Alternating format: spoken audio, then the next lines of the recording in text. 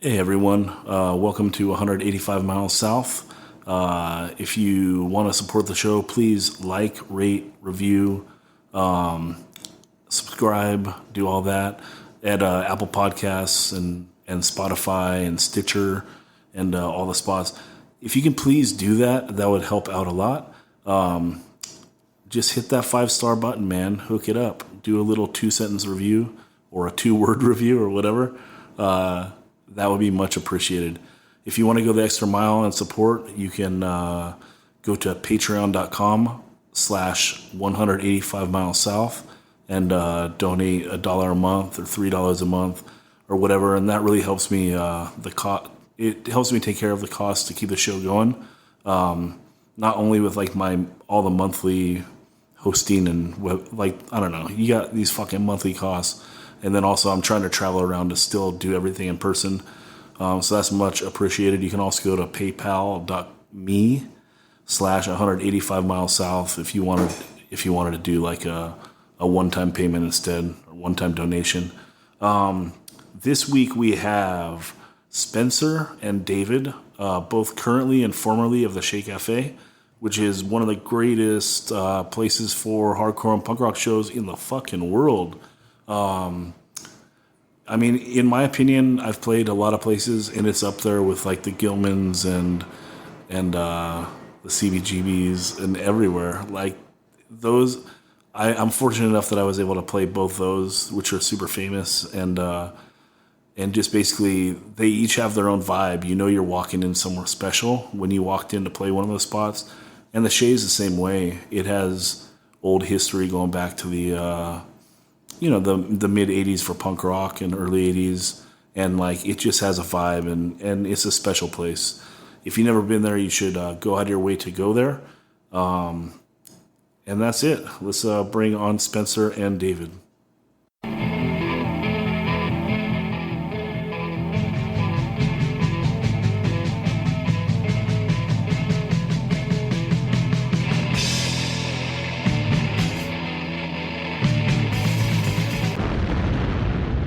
185 Miles South, a hardcore punk rock podcast.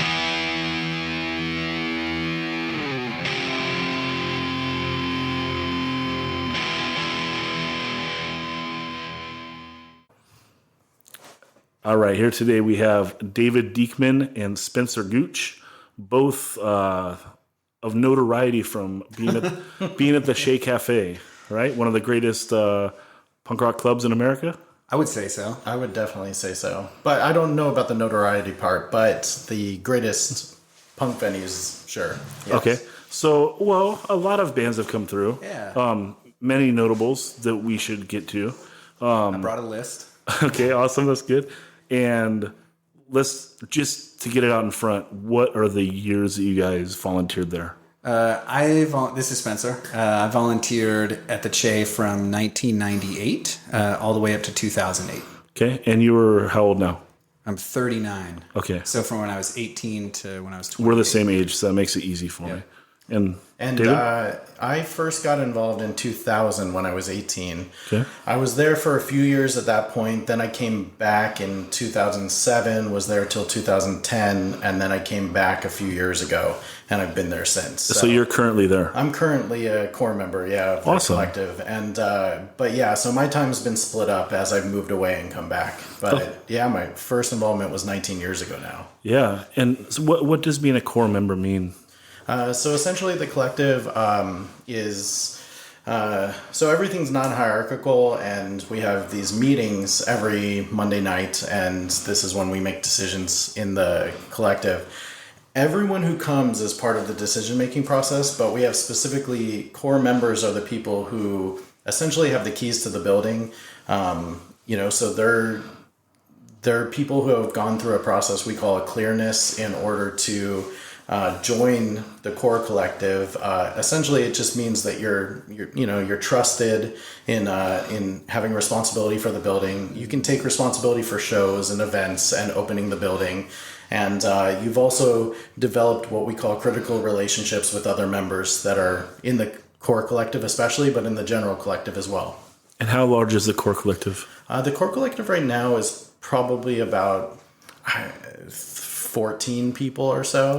So it varies. That's a pretty big group. Yeah, it's a pretty big group. There's definitely been times when there's probably like 2 or 3 core members and the place is struggling, but we've been in a pretty good place for the past couple of years. Okay. And it's a collective, so does it run similar to like Gilman? Like, what would you compare it to people that don't know? I would compare it to Gilman in some respects, but I think that the Che has a longer history of things outside of shows. So student activism on UCSD campus, and then activism that goes outside of the campus. And so when the Che, at least in its current incarnation, started, it really focused on certain aspects of collective process.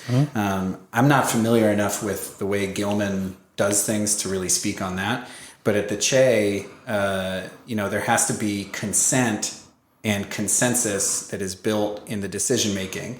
So that means that it's not a voting process where you have a winner and a loser. And it's not a majority rule. It's that everybody has to consent to something happening. And you could certainly have people who would say, I don't have an opinion about this, so I'm standing. Yeah, you're sitting out. Yeah, I'm sitting out.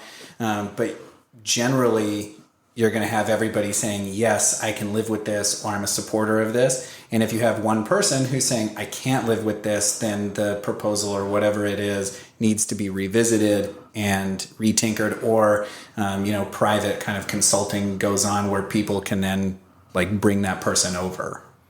Yeah, like they bribe them with like, I'll take you to Pokies if you go to my side. Yeah, Pokies burritos. Yeah, that'll do it. So really, you could have 13 of the core members be for something and one person stands up against it, and it's not going to happen. Yes, but it's even more extreme than that because the general collective members are part of the decision making as well.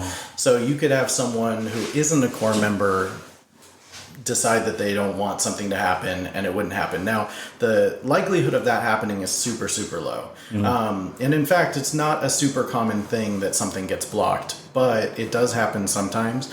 But generally, that just means that the conversation has to keep going.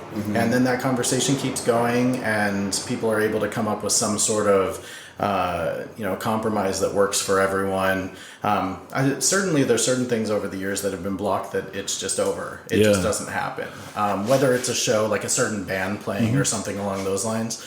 But I would say that's actually the thing that differentiates us from Gilman, besides the fact that we have a vegan kitchen and all the activist stuff he was talking about, is our decision making is different. My understanding is that they do voting and they do some sort of majority rule. I don't know what their percentage is, but so that's a pretty radically different thing when it comes to the decision making process for sure. Because I guess their meetings, I've heard of problems in the past where someone who wants something to happen will stack that specific meeting with a bunch of people, and then they'll be able to vote for something to happen. It's democracy in action, man. Yeah. So it's a little different with us, But something like that did happen at the Che. This would have been mid 2000s, early 2000s. Where there was a lot of people coming to general meetings and it was making the decision-making process just chaos, just wild. Is there a certain amount of meetings you have to go to in order for your voice to be heard? No. Because that's a little psycho, right? That someone can just show up at their first meeting and be like, Well, that was an issue that we were grappling with at the time. And so what we decided on was that we would have a general meeting and then afterwards we would have a core member meeting, so that the people who had a longer term stake in the space would be able to tackle some bigger decisions. And ultimately that went away. For a variety of reasons, and it's not in line with what the Che is about. But it was a dilemma. Yeah, it was a necessity. If there's 50 people in a meeting, that's a nightmare. There were meetings that would go on for hours, like 3 hours, and it just wasn't reasonable or efficient.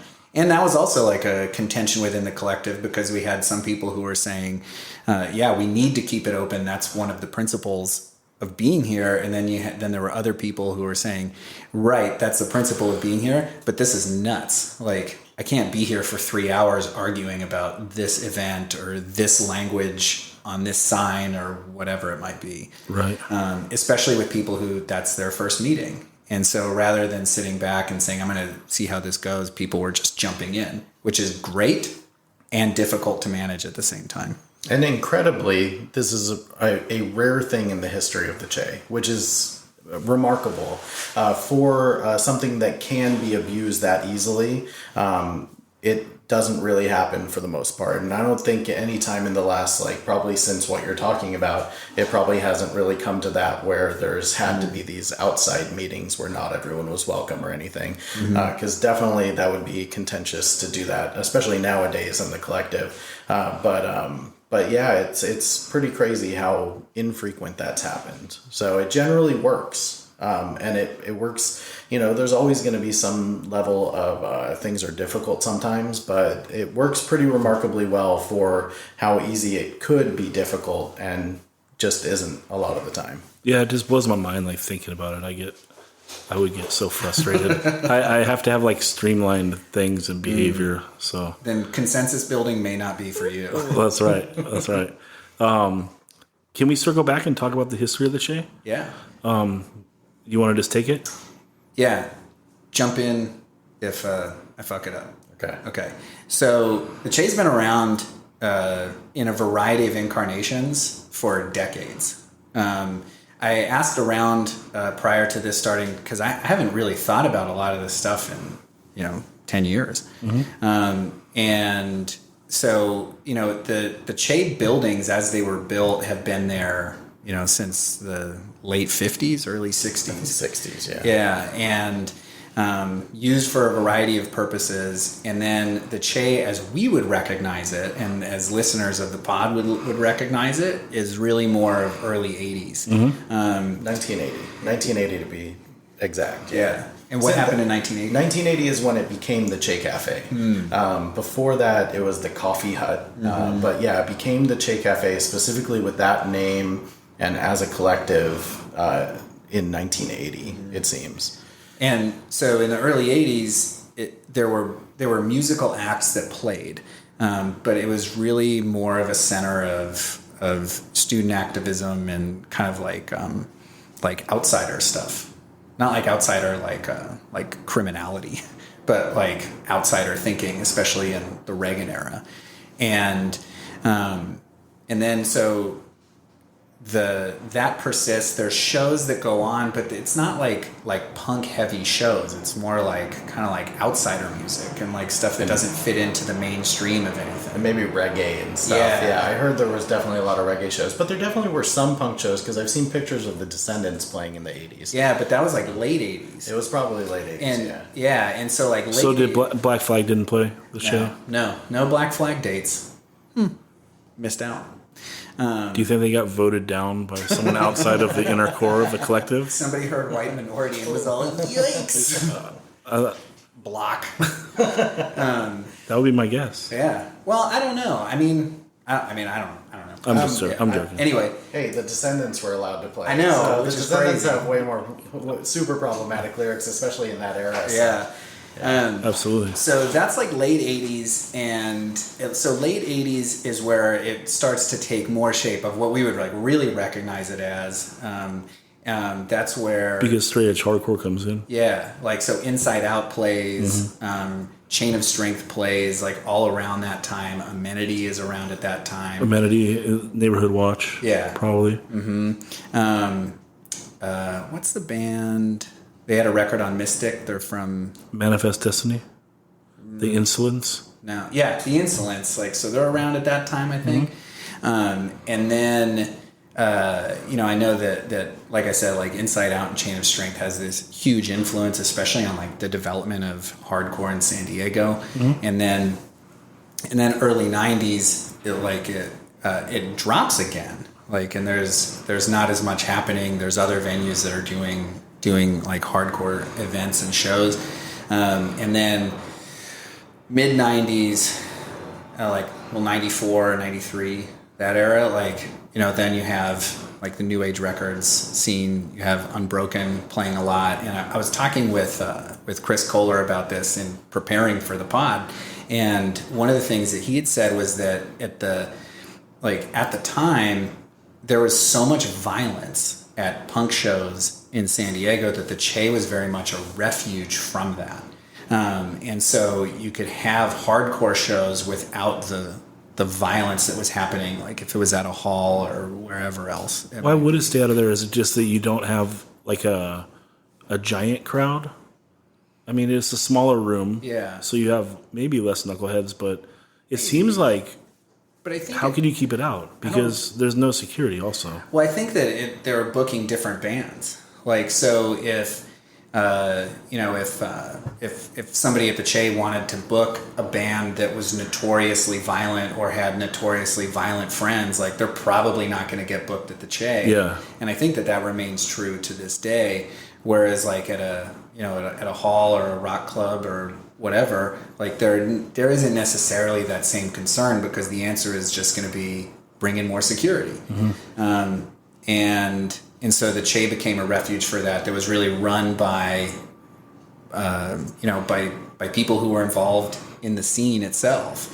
And so I think that also lends the Che like a level of respect that other venues don't get. You know, I think that fighting at the Che is something that probably is pretty frowned upon, and so over the years, people who may have been more likely to get in fights at other venues may not have gotten in fights at the Che because they knew they just shouldn't. You know, they're going to put this place that's beloved to people at risk if they do that. So I'm sure that played a role, at least partially. But yeah, earlier on, I mean, especially you have a show with Inside Out and Struggle, you're not getting people that are probably going to want to fight each other. So, right.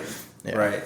Yeah, like I'm thinking. So in the mid '90s, I'm thinking about a show I went to that was at the Showcase San Diego. It was like Youth Brigade, Blank 77, and UK Subs maybe. Was it before or after they remember there was 2 iterations of that? Like it used to be like the dance floor was really narrow. And then they broke it up and then it was like a big room.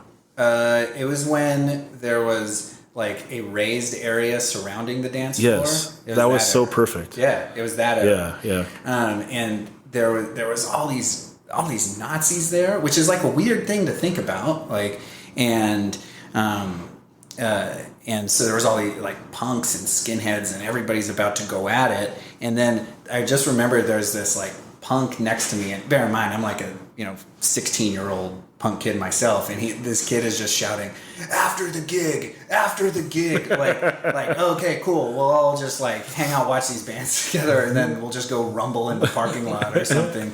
But like that kind of thing just wouldn't happen at the Che because you're not booking bands that draw that that element or like even that possibility. Like I can't imagine. You don't think you'd book Youth Brigade at the Che? I wouldn't. Yeah. I didn't. Maybe David will. No. They're so positive though. Fight to unite, dude. Dude, one of the things that 16-year-old punk me was so bummed about was that it seemed like when Youth Brigade came out, they were like placing blame on the punks for standing up to the Nazis, and I remember just like being so disillusioned. Like, how did you take that? But like Fight to Unite, well, they came out and like scolded people, and then I remember being like, but Fight to Unite, man, like, yeah. And as an adult, I see it a little bit differently, but like, man, that was a rough show. It was a sad event. That sounds like a rager. Blank 77 killed it. I would go this weekend. I would. That show was. Yeah, it'd be sick.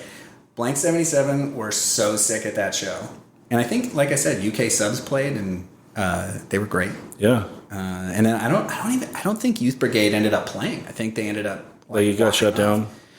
I don't know if it got shut down or if they just said we're not playing because there's too much tension or potential violence. I don't remember. I can't imagine that because I've seen them at some wild shows and they don't. Then I defer to you in that regard. Yeah, I always feel like there's someone with a lazy eye at a Youth Brigade show that punches someone. And there's always a big fight. That sounds about right. Yeah. Yeah. So anyway, then it kind of morphs in, and there's like the mid '90s. Again, there's like a little bit of a lull, and then late '90s comes in with let's see. So that would be like prime Locust time. a lot of 31G stuff and San Diego bands. At least this is where I get more involved because my first show there is in 1998 with Submission Hold, Crimson Curse, and Run for Your Fucking Life. And, the show didn't start until like 11 p.m. or something. And the bands were awesome. And it was like nothing I had seen because I had only been to like places like the Showcase or at the time Public Storage, which is now Chain, like these bigger clubs. And so I had never been to a real DIY space like that. And I remember walking in and just being like, what is this place? It's so cool. And I think that's where like I have a better understanding of what was going on. Yeah. So, and then you start volunteering. Yeah. So I started volunteering in 1998. Right. So same year as you went to your first show there. Yeah. Yeah. So I was playing in a band. It was like we fancied ourselves sounding like Osrotten, I'm sure, but I'm sure we didn't sound like that. But So Find 'Em and Kill 'Em was around in 98. no, this wasn't Find 'Em and Kill 'Em. This was a band with guys from Escondido called Anti-Krats. Okay. Have a sick demo tape with hand-drawn covers. Okay. Look for it. It didn't make it on a Discogs. It did not make it on Discogs.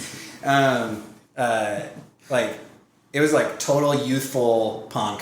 And anyway, so we had played at the Che a couple of times. That would have been in 1998, but it was after I'd gone to that show because I was just like fascinated with this place. And so in 1998, just graduated high school, and a friend of mine, Brandon, who would later go on to be in Find 'Em and Kill 'Em, he and I had this idea where we were like, let's do a Halloween hardcore show or hardcore fest. And we didn't know like anything about booking. We didn't know anything about how to do any of this stuff. So he had been in contact with somebody at the Che who I think was probably Chris Kohler, I think. And so we set up this Halloween hardcore fest. It was 2 days. One day was Dystopia, Unra, and some other bands. The Setup, maybe? I don't remember. And then the second day was Christ Driver, Final Conflict, and Phobia, maybe? These are pretty heavy first shows to book. Right, right. We didn't know what we were doing. We were just like, we like Unra. Let's write to them. Yeah. And Final Conflict has been one of my favorite bands as long as I've been listening to punk and hardcore. And so I've been in contact with them about having them come down, and so they brought Christ Driver and Phobia with them, and it was awesome. It was so cool. I think like each day was like $5 or $6 for it. Dystopia was cool. Unra came out in Kiss face paint because it was Halloween. And it was just like it was one of the most brutal sets I've ever seen. And I just remember sitting on the front of the stage, and it was like a wave of people all just like doing the claw and yelling. And it was like nothing I'd ever seen. And so then I was like, I want to be part of this. I want to do this more. Yeah. And so then I started volunteering after that. And then, so what was like your first meeting like? Was it cool? Was it boring? Like, how were the politics at the time? Fucking boring. Yeah. If you don't know what's happening in a meeting, it's fucking boring. It's a boring meeting. But at the time, one of the main bookers was this guy Jay, and he played in that band Go Go Go Earhart. Okay. Any fans? No? Okay.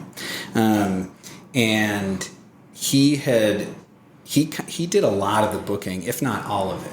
And so he started showing me how to do some booking.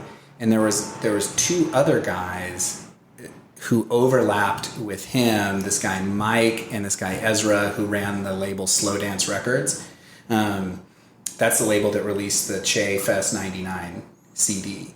And so they had been doing some booking, and so the three of them helped me cut my teeth as how to start booking shows. So how do you do flyers? Where do you put them? How do you contact bands? What does it mean if a band is asking for a guarantee? What is the Che's policy on guarantees? So what do they tell you how to do a flyer? They're like, in what iteration was Kinko's at the time? Were they on the card that you prepay? They were on the big block thing. Yes, that's the best for flyers. Yeah, because you just whack it and then tell them you made 20 flyers. Right. Perfect. Yeah. Yeah, so we talked about that. We talked about okay, so you can't just put flyers at the Che. You need to go put flyers everywhere where somebody who wants to see this show might go. Mm-hmm. And that ended up being a principle that I took my entire 10-year career at the Che was I'm going to put flyers everywhere where somebody who might want to go to this is going to see it. Be it a restaurant, be it a record store. AA meetings. AA meetings, wherever it might be. A lot of people at AA meetings. Yeah. Yeah. Well, they want to rock, dude. They got a lot of pent-up energy. That's true. And then from there, I learned how to do sound in a rudimentary way. Mm-hmm. And then over time, so anyway, I'm getting a little bit ahead of myself.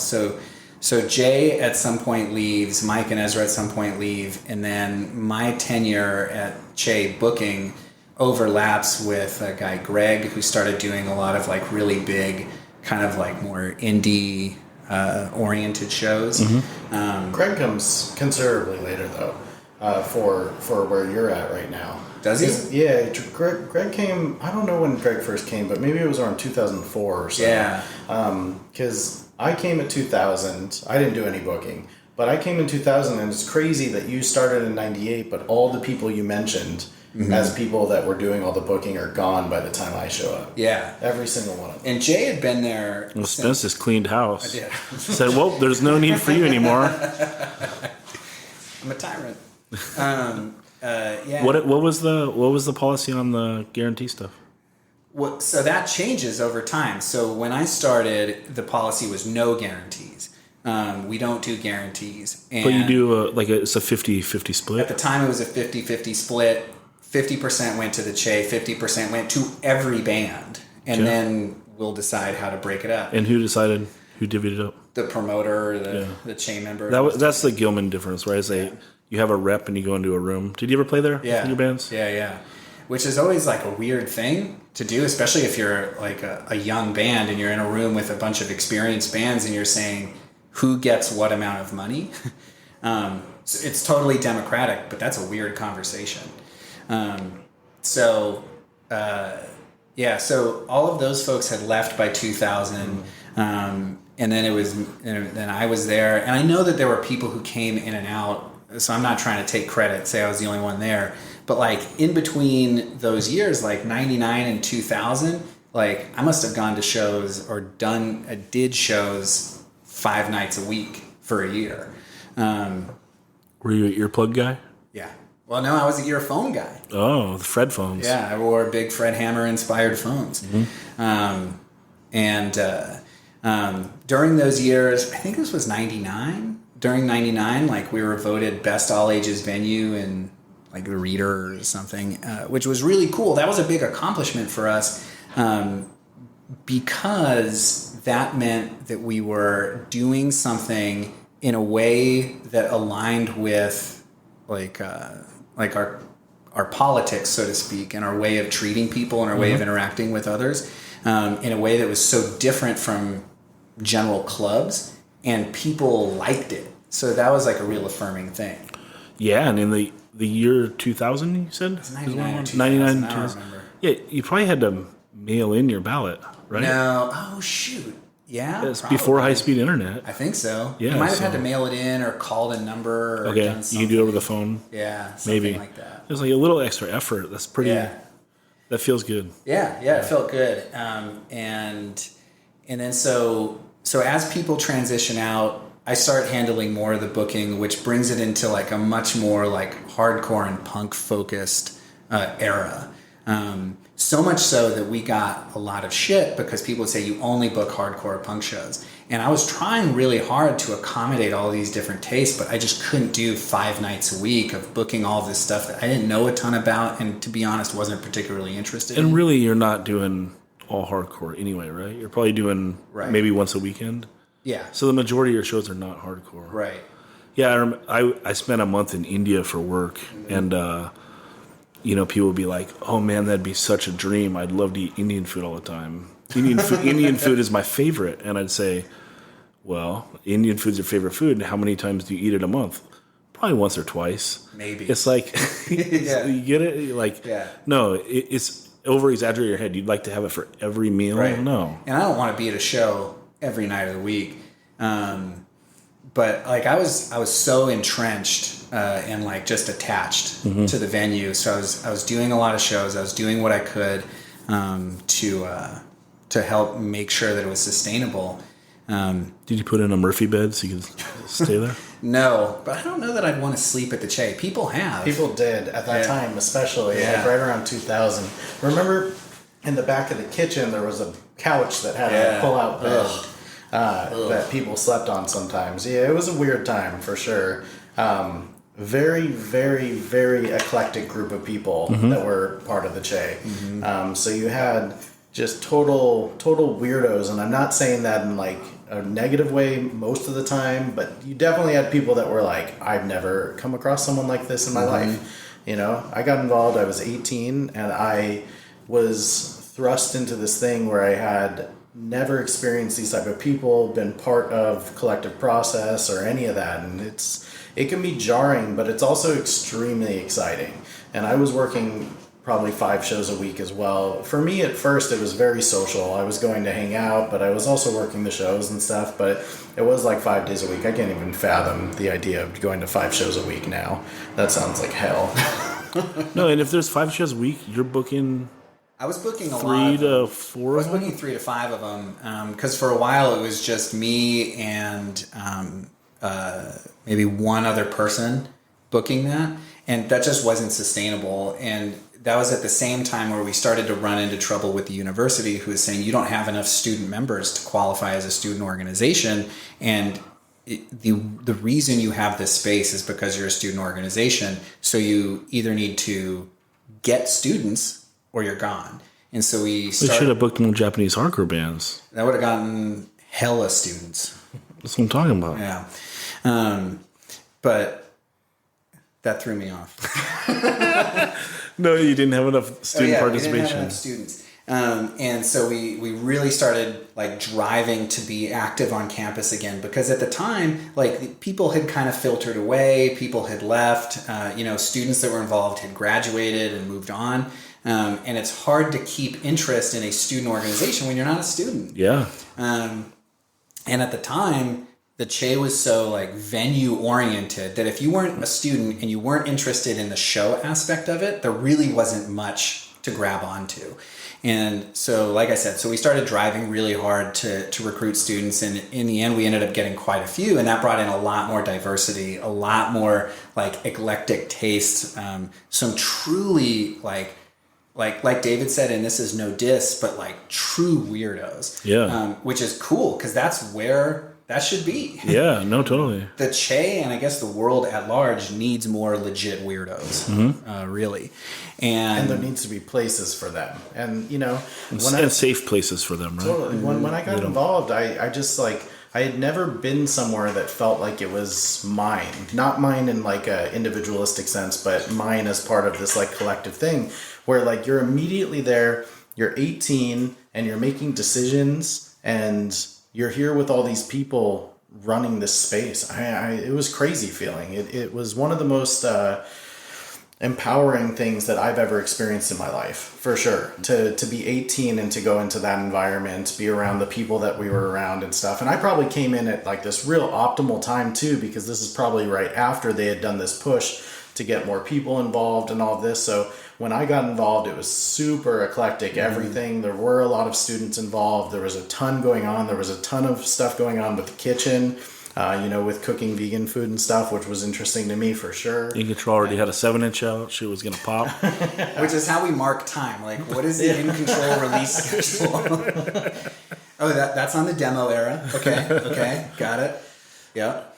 Yeah. So, yeah. Go on. Yeah, it was just an exciting time for sure, and being young and being part of something like that, I can't stress how amazing it was. Coming straight out of high school, where I freaking hated high school. I had people like talking shit to me all the time because of my political beliefs, because I was vegan and stuff, and then going somewhere where all of a sudden there was all these people that I felt these bonds with and stuff. I was like, this is incredible to have this space and just not feel like a weirdo, even though it was totally cool that we were weird. It just was like, no, here I can just be myself. This is and great. you were only like a 4 on the scale. Oh, totally. Yeah. Oh, 100%. Yes. 100%. Yeah. What's like the age span of the volunteers at this time? So at this time, there's kind of two interesting things that are going on. Well, so the age span is big. And the reason it's Like big, 15 to 50? yeah, probably. And the reason that that there's such a big variation is because right around this time there's some legal issues with the university, and if you're a cynic, you think it's probably like what the university had in mind all along. If you're not a cynic, then it's probably something different. I don't know. But we had to go and refile all this paperwork and have all these high level meetings with university officials. And we publicized it in a way to re-attract old members who had history with this stuff, because we were not students there. We had no understanding of what had happened before because there were no records that were kept anywhere. And so a lot of older volunteers and older members came back to really help with this. And this was early 2000s-ish, like 2001, 2002. This might even be before I got there, early 2000s. Yeah. Because by that point, there was definitely older people who are some of the people that were very strange. By the time I came around, because I was like, who are these people? Right. I specifically was like, I have no clue what's going on with them. Yeah. I mean, these are volunteers from the early 80s who would, come in, volunteered, and then somehow they're tracked down. They hear about what's going on. They reconnect. They start coming to meetings and providing all this history. But they see the Che through this crisis. The Che is allowed to remain where it is.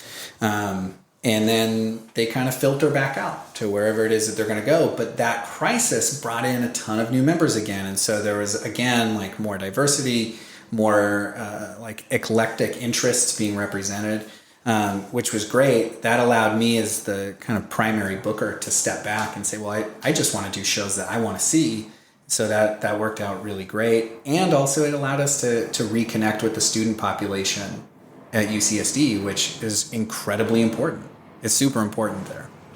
Yeah, because to explain to people, the Che Cafe is it's a little building on the UCSD campus in San Diego. It's a tiny little building right next to the Gilman entrance, and it you would drive right by it if you weren't looking for it. Yeah. It doesn't even have an actual address. It does now. It does? Yeah. It got an address? Yeah, it's different than the mailing address too. Yeah, Right. 1000 South Scholars Drive, I think. Yeah. But yeah, it has an address. We even have a little thing up on the building. It did not have an address for a long time. That's wild. Yeah, it's tiny, and it doesn't look like a new building. It doesn't. I mean, it doesn't look like it belongs there. It's covered in murals. And it's kind of in an area with lots of foliage. Yeah, Yeah, it's on the outskirts of the campus. campus. It's on the edge, and it's surrounded by a forest. So yeah.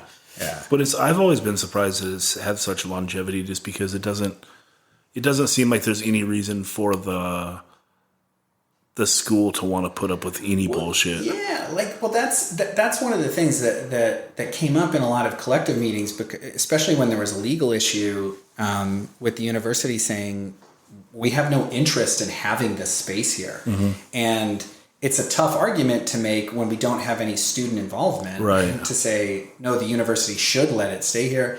And one of the things that I kept thinking about during that time was well, if I'm a university administrator, say in charge of space usage or even just student events, and I'm trying to think, how can I maximize all of this space? And I look at this tiny little building that caters to maybe over the course of the year, at the time, like 1,000 students, maybe. And I look at what can happen with that space, and I go, well, I could put in, a multi-purpose room, or I could put in a space that 20,000 students are going to have access to and use it. Like, that equation is a pretty easy one to figure out. And so that kind of thinking drove us to say, okay, we have to get more students involved so that when this kind of thing comes up, we can say, they got to be able to speak up. yeah, hey, we have 5,000 students who utilize this space every year. Yeah. And like, would you let people come in and like, was it an open space? You could just show up and go read or something? So for a while it was, and it's gone through that a few times. So right around the early 2000s, the kitchen gets totally revamped in an effort to like expand the reach to students. And so it's kept open during the day as like, a snack spot. You can come and buy some coffee, you can buy some snacks and, hang out. And this created a really interesting divide, is that there was an argument that the people who were running the business hours, right, like the 10 to 5 hours of the Che, should be paid, and the people who were running the shows at night should not be paid. And that created like a real divide, because the business hours didn't generate any revenue, but the events generated all the revenue. But then we're not paying the people who were bringing in the revenue. And so it created a lot of contention. And in the end, we did try paying people, because what we decided was that even though the shows were what brought in the revenue, the student involvement was what allowed it to remain. Yeah, they're the loss leading Yeah. thing there in order to keep it open. Exactly. Because they're your excuse. Right.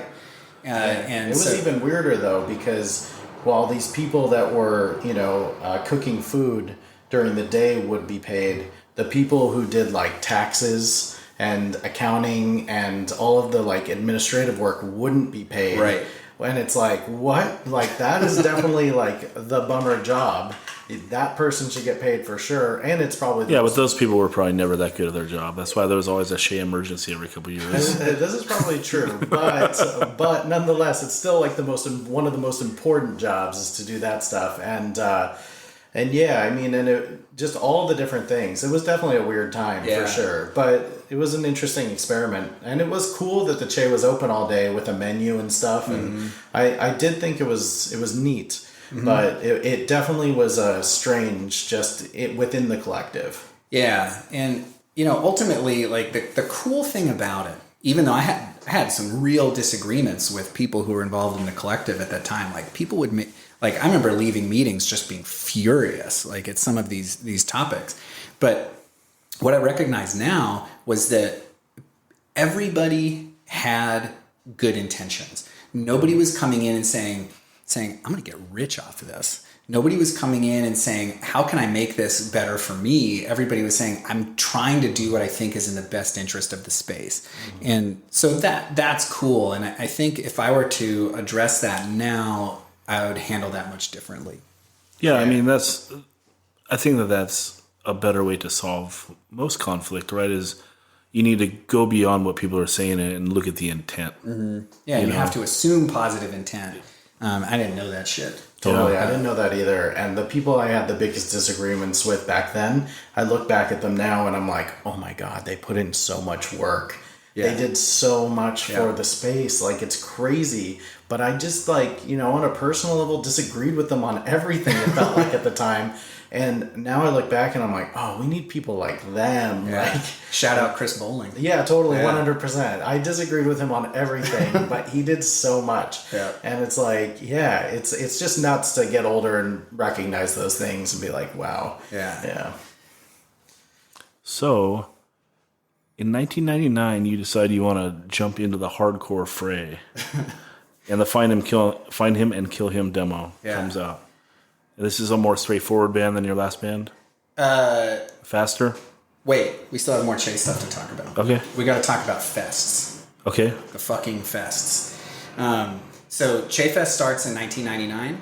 And this is the only year it gets a CD release. The only year it gets a CD release. It's a really eclectic 3-day fest with like the first day being really oriented towards, at the time, I think what we would call Screamo. but now we probably look at it and just say it's an aspect of hardcore.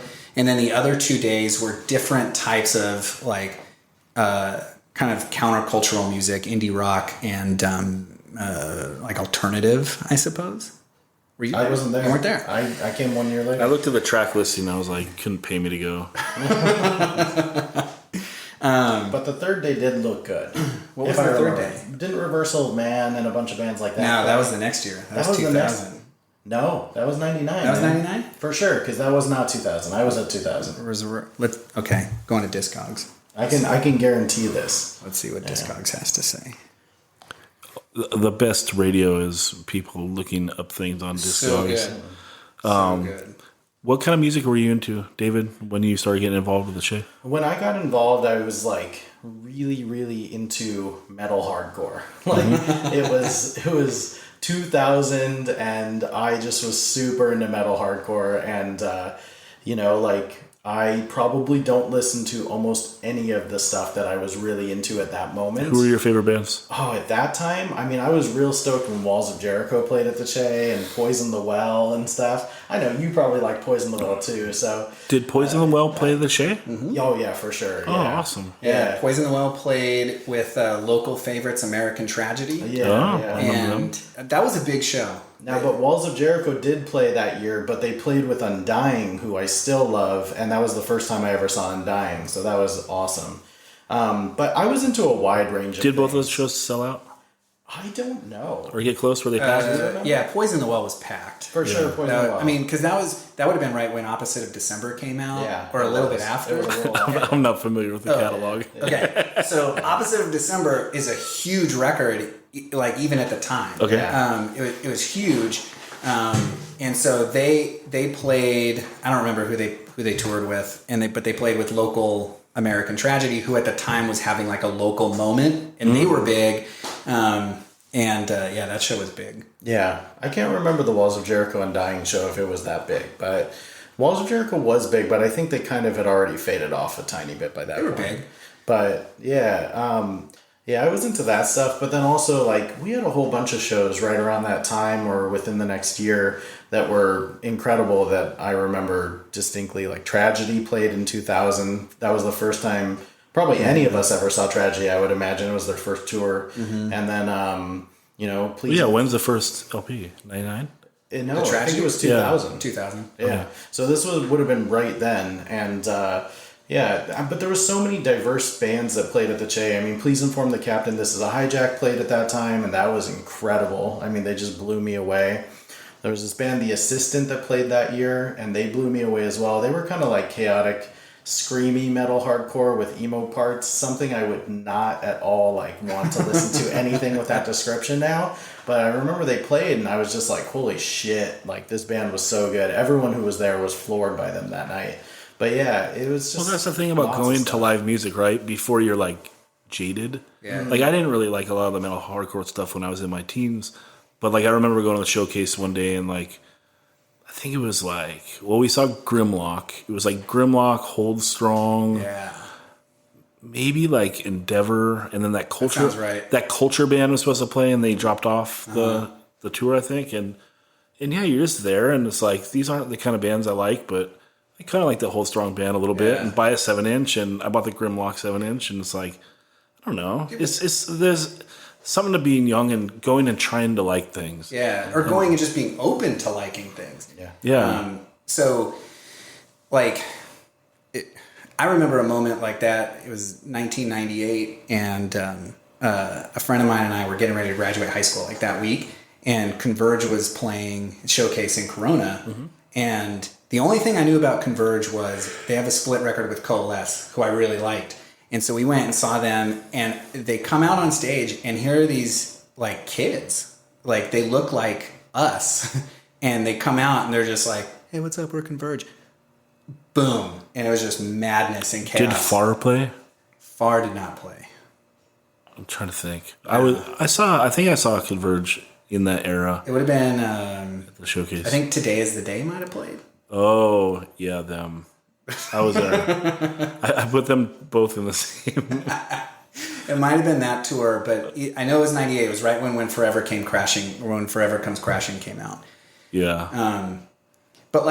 But being exposed to that music, and then if you can see it in a venue like the Che that is so intimate and connecting, like I think that if you walk away from a show at the Che and you go, like, I don't know about that, like there's some disconnect, because you could see bands that you would not listen to on record, or that in a bigger setting you would be totally turned off by, but you see them in that environment and it fucking goes. Well, it's near perfect to set up in the aspect that the stage is one step high.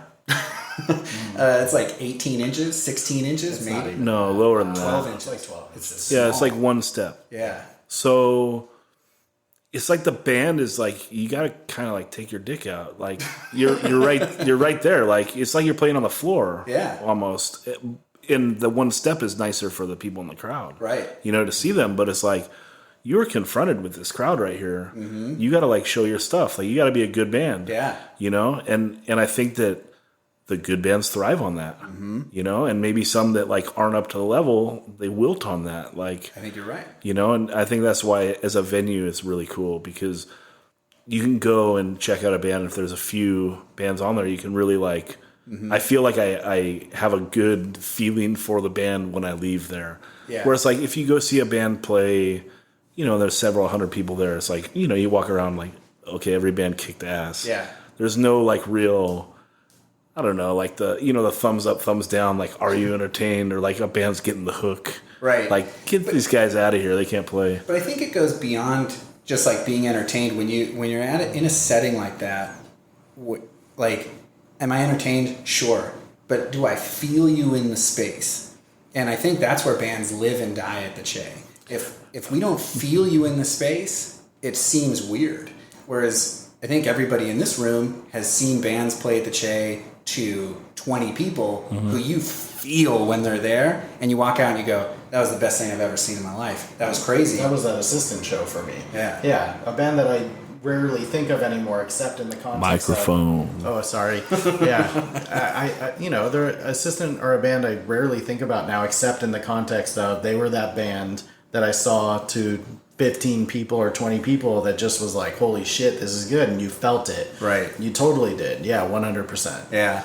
And so Che Fest happens in '99, just to bring it back. Sure. And it was really, Great host, Spence. Hey, thanks. Appreciate it. Good to be here. Thank you, everybody. So that was really driven by this guy Mike and this guy Ezra, and they ran Slow Dance Records, which released the Che Fest '99 CD, and those are all live tracks. Discogs doesn't have any information on it, so who knows? I don't know who played. I remember Blackheart played one day. There's a flyer for it on the wall at the Che now. So Reversal of Man definitely played one of the days. Okay. Yeah. Got it. And that was a big deal. It was a big show. It was a big event. And then by 2000, those Mike and Ezra, they've left. And so I asked them, can I do Che Fest 2000? And that really kicked off like the 4 or 5 years next that where Che Fest would rocked. That would really be hardcore centric. Yeah. Those are the years that rocked. Like when you booked Against Me to play the Che Fest in 2000. It's hardcore centric. One of your favorite bands of all time. All definitely. time. All time. They played Che Fest 2000? They played 2000. To a small room, you know. But it was packed, though. It was packed. I don't know. I feel like it was not super packed when they played. They I think your recollection is incorrect. I think your recollection's incorrect on it. Disagree. Because there was already, like they were already a talked about band at the time, and we had them early in the lineup because I didn't know anything about them, and so I was like, yeah, let's just put them here. And based on the description, because it's pre-high-speed internet, so like hearing bands, you have to go find an actual copy. I hadn't heard them, so I was like, great, we'll just put them in this slot. And I remember because it was still bright out, it was like daylight when they played, and the room was full. And I don't know how many people that would be in today's measurement, but the room was full. And people were singing along and clapping. And I remember thinking, like, this reminds me of, like, summer camp, because you're in a forest and people are clapping and singing these, like, happy songs. Mm-hmm. But that was big. That was a big year. And I think we did Che Fest as a hardcore fest, basically all the way through 2004. I don't think we did one in 2005. Because at that point, In 04, In Control breaks up, and you're like, what's the point? right, again, the In Control timeline guides all things. We're like, if In Control's not playing, we're not doing it. When did In Control play Che Fest? Well, I think we played. Well, I think played a couple. 01, 02, Yeah. 03. It would have been those. It sounds right. Yeah, maybe 2 out of the 3 of those. Yeah. And so by 2004, there's more fests, and the budgets for things are just like going nuts. And so the dilemma was how Yeah, because 04 Sing with Cali pops up. Yeah, but so we had done 1 year, maybe 2, with Sync with Cali going on at the same time, or not at the same time, but like within the same month or the same 2 weeks. And I remember just thinking like, I don't want to just replicate what just happened, but all these bands are touring in packages, so Yeah. it's like it becomes hard to distinguish. And then also there's bigger fests that are just starting, but they're getting like big reunion acts and just really big acts to play. Yeah, that Dino dude from down here did a fest around that time too, right? Not at the Che. No, somewhere up there though. Somewhere. Maybe. You feel like you remember that? Vaguely. I know he was doing booking at a couple of different spots for a while that really focused more on like metal and metal hardcore stuff. That's off the very back of my brain. Yeah, I don't really remember it. Yeah, and then so I remember just thinking like I don't want to compete with this, and I don't have the money to throw at all of this. But let's talk about some of the happy stuff. So like, Yeah, let's toss out some lineups. Okay. Like, in the year 2000. Okay. Well, I don't. That's very specific. In the year 2001. Just tell them some of the awesome bands that play the Shake Fest. Okay. That Shake Fest. Well, I'll give you awesome bands that played Che Fest. In Control. So we'll start with the best, clearly, and work our way down. Then I remember 1 year there was the Bane Promise Suicide File. Yeah, that was 03. It was 03. Terror played a couple of years. Yeah. We did it 1 year. This might have been 2001 or maybe 2000, where it was an all-day event rather than a 3-day event. We just did everything in one I think day. we were there for that. Yeah, and it was 18 That was cool. Visions, Throwdown, Over My Dead Body. You look bummed. It was just terrible. I don't think Che Fest was terrible. That's a rude thing to say. No, my tea is terrible. I don't know. You did say 18 Visions played, so I'm into it. I know you are. But they're a band that you don't have to be into to be entertained by. Like they're a interesting, good band through kind of all the eras. This was pre shooting their shot era. I'm happy that they didn't sound like Stone Temple Pilots at the time, but that was actually one of those contentious bands where we were like, okay, Spencer, you can book them, but we don't really want 18 Visions to play. Yeah, I mean, 2 years earlier that would have been a fight band. Yeah, it would have. But things, I felt like things had changed enough, and I mean, people were unhappy about it, but I was happy to bring them down. I was happy to bring. He was singing on the mic stand in 2000. Yeah. But they were still very much a hardcore band. They were not kind of like the 120 minutes, like alternative version that they became. And then another year, there was one that Tear It Up played one of the days, and that was big. Cut the Shit would have been on that one. You remember anything? No, I mostly remember the 2000 and 2001 ones, but even that, it all blurs together at this point. But that was a cool time. I mean, I love hardcore from that era. That's an era that I feel really connected to, and so I love doing those events and those shows. Those are really special to me, even though I can't remember exactly who played. But other notable bands that I made a list that I thought might be interesting. So Green Day played the Che in the 80s.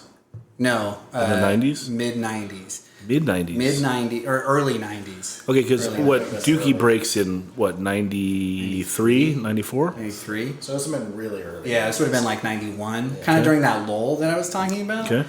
And And did you talk to someone that was there? yeah, they said they played twice, and one time nobody was there and it was like one of the shows that David was talking about. There was like reggae bands, this Green Day band, and there was nobody there. And then Yeah. another time they played, and there was like 150 people there. Yeah. So Offspring, similar thing. Early 90s. Yeah. They played. Ignition era. Probably before that, probably self-titled Nemesis time.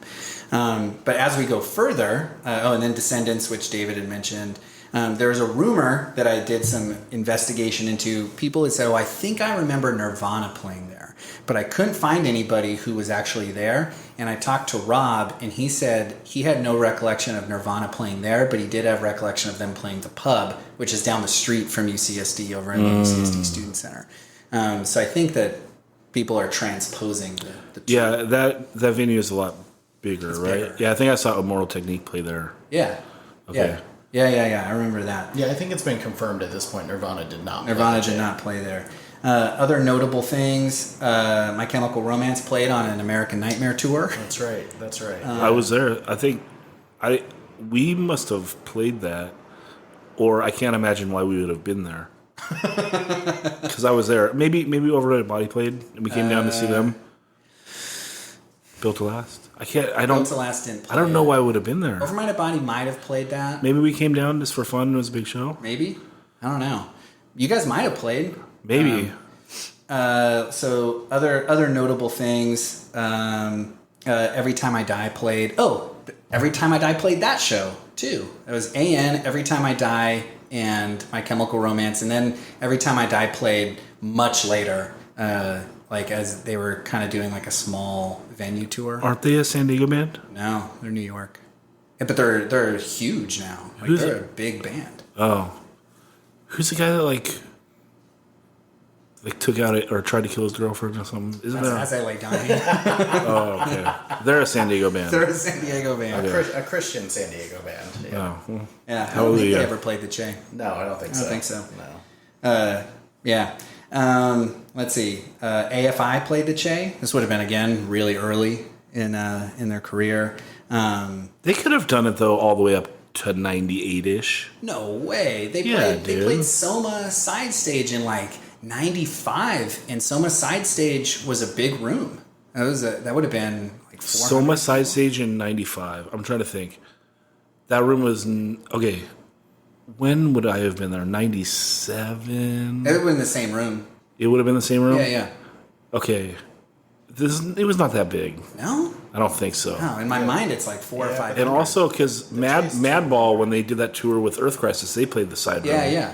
That's not that big. No? You think it's big? You think it draws more? It's more than 200? I think it was. Yeah. I don't Maybe. know. It's all black. You can't see anything. I That's don't know true. how to measure it. But I think that AFI playing Che would have been really, really early. So there's that.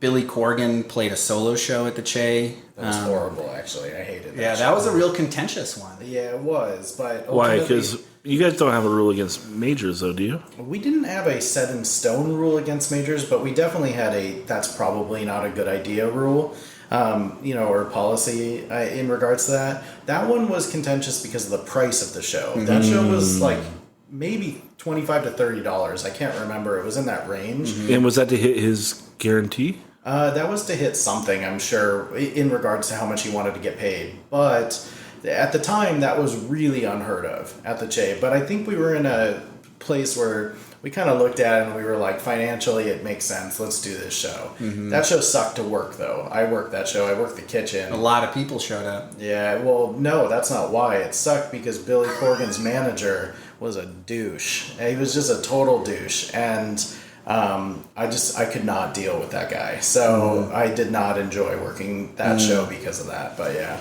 Yeah. I wasn't there. That was after my time.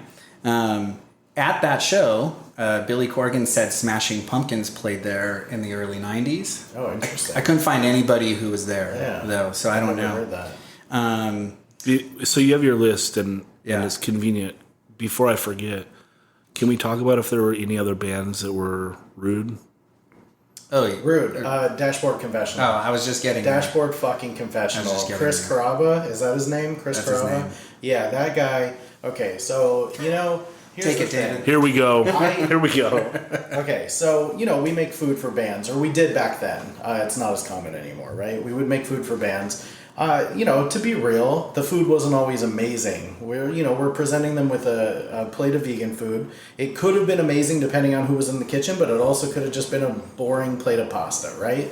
That's what it was that day. It was just pasta with marinara sauce, right? And so, handed it to Chris, Dashboard Confessional. I did personally. And he proceeded to turn around, dump it in the trash, and go walk up to Spencer and say, they're out of food. Can you give me money to go buy food? So I fucking hate him because he didn't even hide it. He just turned around, dumped it in the trash, and then walked up to you and asked for money. Yeah. Ugh. Yeah. I thought that food at the Shea was always good. Well, that's nice. Yeah, thank you. I don't A think lot of that's David. I never had a bad meal. It was hit or miss for sure. Like if Keanu was cooking, it was definitely going to be good. If Shout out Keanu. yeah, what for up? sure. But yeah, like it could be hit or miss for sure, depending. I mean, for a long time, we just made pasta with like gimme lean in it, Yeah. But then we got more creative over time, and David and Kiana were like, You branched out to beans and rice. well, that was something that I started doing because I found that it was inexpensive to get like a vegan Mexican buffet for everybody, at least for all the bands and the volunteers, than it was to go grocery shopping and try to like predict, and it saved so much time. So that, and also that was something that I thought was just like a nice courtesy to do for bands. And I think anytime you give bands food, it's a nice courtesy. Dude, you don't have to take it. You know what I mean? Like, Yeah. this fucking awesome anytime there's food, especially like, lots of bands aren't getting paid. You could be the opening band. And it's like, well, it saved me money. I didn't have to go to Taco Bell after the show. Right. You and know? The only thing that I ever asked opening bands about the food situation was make sure the touring bands have eaten first and then jump in. And I don't think that there was ever like anybody who walked away hungry. We usually had enough food to feed volunteers as well. And then, Dashboard Confessional. What a Only one over all the years. I'm sure there were more. I thought, didn't you say the Queers before? Did the Queers play at the J? Yeah. Really? I forgot about that. Oh man.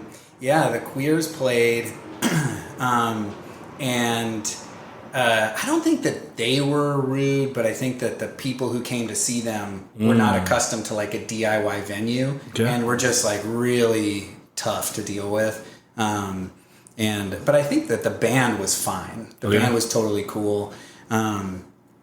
But by those metrics, there's a lot of bands that we would put on that list where the people that came to see them were not pleasant to be around. Well, I mean, and in a different way than that too, where then there's like the bands that the like drunk punks would come out to. Okay, I want to tell a story. Yeah. So in, I think it's in like 2000, maybe 2001, we did the Verruchers. I was just gonna say, is this gonna be the Verruchers? The Verruchers story. Yeah. And it like, you've seen UKDK? Dude, the Verruchers set in UKDK is so fucking sick. Yeah. Oh, Soldier Boy? Yeah. You're growing a mohawk and sniffing glue. Yes. Like, oh, Let's slam. yeah, let's slam, bro. Like, that's what we're going to go do. And so I was so excited to book the fucking Verruchers. And yeah, I think it was their first U.S. tour in years, or if not ever. And so we promote it. It's like a big event. And The year is 2000, maybe 2000, we'll say, maybe 2001. And I mean, 500 people show up. Jesus. And many of them are just drunk punk kids. And it's mayhem. Like, we have people who are out like in the woods telling people they can't drink in the woods. And I don't know if it's you. It might be Chris Kohler. I think there's multiple people who say they were the ones who found this. So who knows? Legend has expanded beyond what it is. But just right in the trail, walking through the woods, there's just two people fucking. Like, with a crowd of people standing around. And that kind of set the tone for the night. That was a wild show. That was just wild. I just remember there was a lot of vomit in the bathroom at the end of the night and stuff. Yeah, that was rough. That was just crazy. But I don't think that bands were particularly rude. There was an era where it was kind of like Youth Crew Revival, where all these like third tier bands playing In My Eyes ripoffs and trying to emulate that style came through with this attitude of just like rude dudes on vacation. That was a little much. I remember being pretty bummed out on that. Were they flying out? Is that why? No, it wasn't even bands that were big enough to fly. It was just like, it was a weird time. It was a weird time. You can't remember a name? But for the most part, I think bands have been appreciative. And if not, like, I'm willing to give bands generally the benefit of the doubt because touring sucks. Like, you show up and then you're at this weird place you've never been. There's no sound check. It's lacking the amenities you might be hoping for. But if they show up on time, parking's perfect. Parking is and load in nice. is perfect. Yep, and you can have a sound check if you show up on time. That is true. I'll tell you bands who I always loved to deal with. I think so. Like locally dealing with. Actually, I can't really think of any local bands that were unpleasant to deal with. But bands that were just like super easy to deal with that were notable. Locust, always easy to deal with, just awesome, and brought tons of people in. And so I know that like 31G is pretty far removed from like hardcore, especially now. But at the time, like you have the Locust who are, during that split with Man is the Bastard and just playing this like viciously brutal music. And their shows were always wild, tons of people, and just like easy to deal with. Loved that. Overminded Body, always easy to deal with. But like those were big bands. Run for Your Fucking Life, easy to deal with. I can't actually even really think of any local acts that were pains to deal with. Yeah. Yeah. Oh. Let's talk about people who are nice. Okay. Like cool stories that will renew your faith in humanity after the Dashboard Confessional story. Citizen Fish. Yes. Citizen Fish That's right. were extremely nice. I loved them, and we did Thanksgiving with them. Thanksgiving dinner with them. Yeah, so we had done a show for Citizen Fish. It was an expensive show at the time, so $8 whole, which required a whole separate meeting to talk about. And someone had to go to the bank and get some ones for change. Yeah. And so we had a huge Thanksgiving dinner for them before, like with all these volunteers, and everybody made food and did a potluck, and it was nice. And so we included them, and they were like really appreciative of it. And then they come in, they have the show. It's bonkers big. And at the end of the night, I go to them with a pile of money, and I'm like, "Here's your guarantee. Here's what we said we would pay you." And Dick Lucas counts it, hands half of it back, and he's like, "That seems fair." And so he only took half the money. And I was like, why? And he's like, that just seems right. Respect. Maybe they double their guarantee, so because most times you're not going to get it. Maybe. So you're better off asking for more than asking for like the right amount if most people would be like, yeah, we got half. Here. Yeah. That could be. Yeah, but you wouldn't always give it back. Right, So you give it back. That takes something to give it back. No, totally. Did you keep it? Yeah, we just put it right back in the Che safe, and that was just really cool. That was awesome. And then there was a bunch of Che benefits that happened at the time. Unbroken did one. This was, not at the same time. This was many years later. But bands have always, I think, really put on for the Che because of that experience that you get when you're there, not just as a band but as a participant. I think that that's true now, even though like I'm not involved, but I watch the videos of what's happening there, and there's still that energy and that like pursuit of something cool, of something that you can really feel in there. It's neat. Yeah. Well, there's nothing to hide behind. Like you were saying, it's like, it's only one tiny step removed from being a floor show. Right. So. Right. But there was we did, I think, the second Terror show that was there. And now, Terror's Terror, and Yeah. still putting on for hardcore. And I would love to see Terror at the Che in 2019.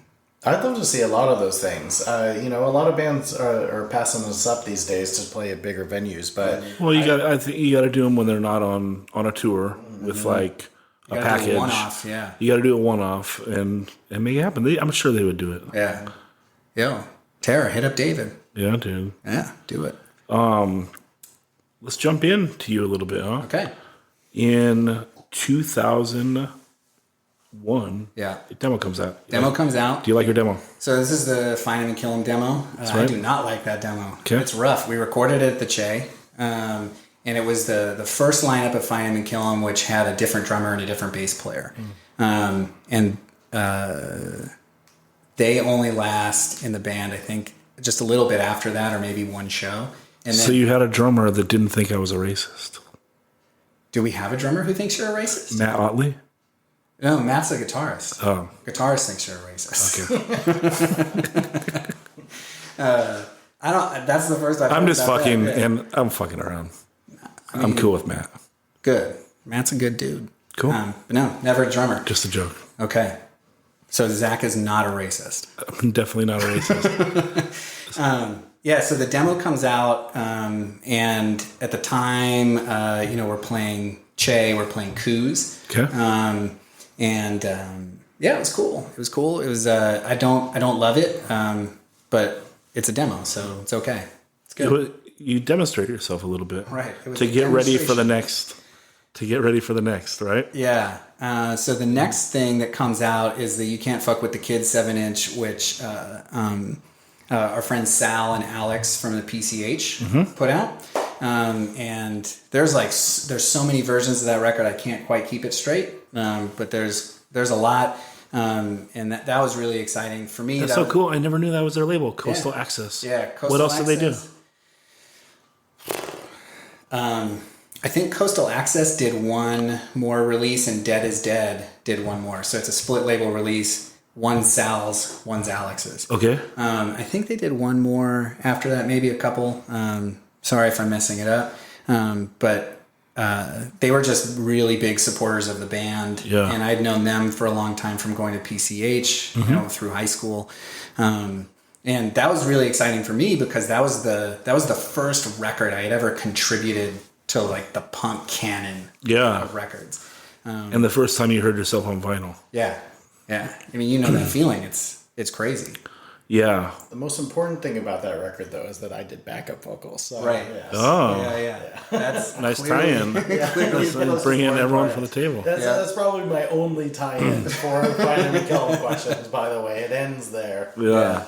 And then we do the split with The Dream Is Dead. Okay. And that came about as a self-released project because Clark, the singer of The Dream Is Dead, this is like a little bit of an elaborate story, but at the time, I was engaged to Stacy, and then her ex-boyfriend was Clark. He and I became friends. We decided that we aligned on a lot of things, so we decided we wanted to release a record together, and so we did the split 7-inch, which ended up having 3 different covers, and they did one song and a Misfits cover, and I think we did all originals on that. And then after that, there's the We Know record, which Chris Kohler put out. Well, let's slow down a little bit, Spence. Okay. Let's take some time on your band because you've now been booking the Che for a few years, and you want to jump into the fray. And Find Him and Kill Him ended up being a pretty popular band. So when do you start getting a little bit of speed, like feeling that momentum and starting to draw? Well, I think the first 7-inch was well received. People liked it. It was kind of, it was, I think, not necessarily unfairly lumped in with a lot of the Y2K thrash stuff, but I think it wasn't flipped up hat like costumery. I think it was a little more influenced by early 80s, and then also by some like things like Infest and more power violence-y things. But it was very much, it played in that scene.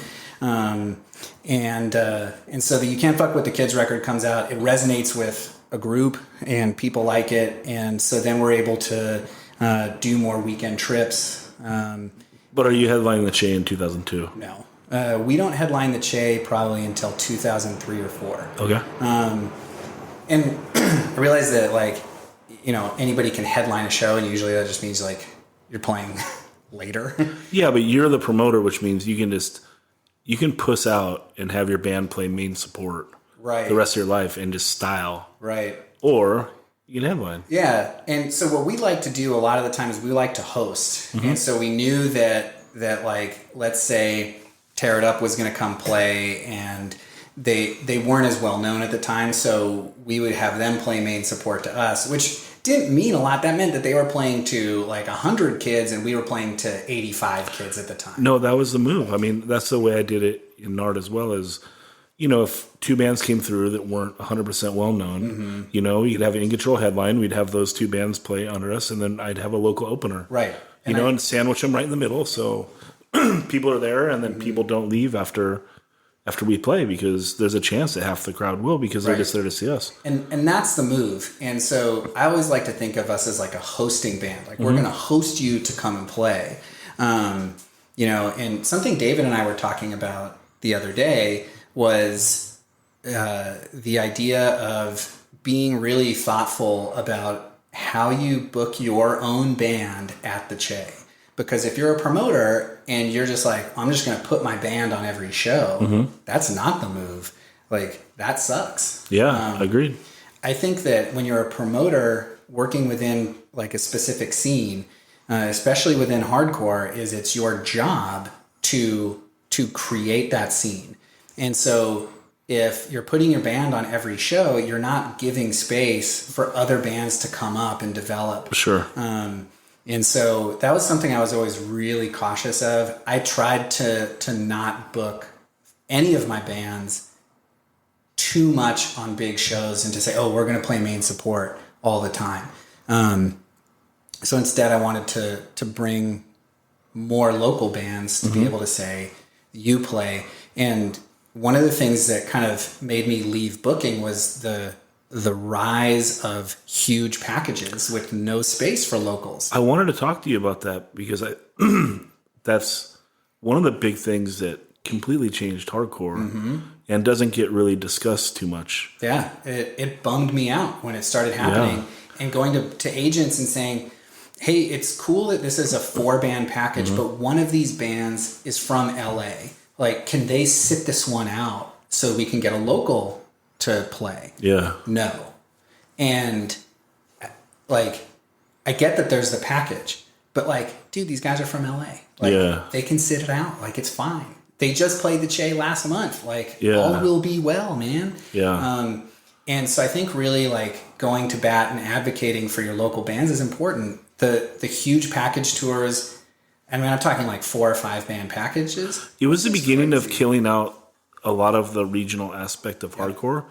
I agree. Because basically, before you could do what you and I were talking about, is have a local band headline or a local band play main support and just be really meshed in with these bands that come through. So, you know, whether the local is adding fans to the out-of-town band or vice versa, Right. it's a living, breathing organism. Yeah. And when, I went to the packages of like the 4 or 5 bands, it's like, even if they let a local on, now the local's opening, Local's you know, opening.